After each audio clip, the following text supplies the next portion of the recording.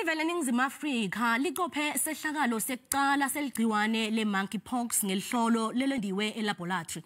Lendvodza leneminyaka lengemashumi lamatsatfu budzala lekubikwe kutsi yase Gauteng ayinawo umlandvo wekuvakasha.Indvuna yelitiko letemphilo Joe Phaahla itsi inhlangano ye-National Institute for Communicable Diseases itawufundzisa tisebenti letemphilo ngekusebentisa buchwepheshe be-internet kute tikwati kubona lesifo tiphindze tikhone kwenta luhlolo eLaboratory. Phaahla uphindze wamemetela kutsi lelive selikhululekile ekusebenziseni tifonyo.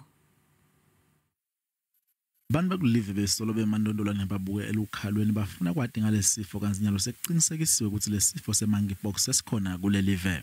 The disease only spread through close contacts and not through droplets. So very dissimilar, very much unlike COVID and respiratory. It's not a respiratory disease, and it spreads through contact with an infected person. Contact tracing is going to be important, and we'll continue to do that. But right now, it's just one case, and it's for us as the lab people to be on the high alert and be able to identify should there be more cases and whether there's actually, a localization of those cases.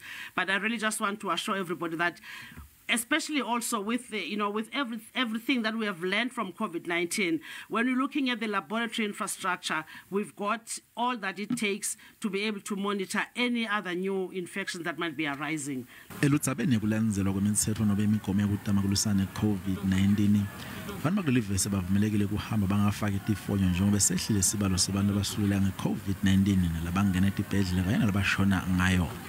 As a public health measure, it's no more an obligation, as it has been. Kanzi ke leti tindzaba letimnanzi kube masondvo. Siyabulela ukuba namhlanje uhulumende uthi umcimbi usezandleni zethu. Akho umuntu uza kunyanzela ngebhaxa awuzuswa inkundleni yamatyala ngongakwazi kwakho ukuziphatha uzikhusela. Kodwa siyakhuthaza abantu abangayeki into yokuzikhusela.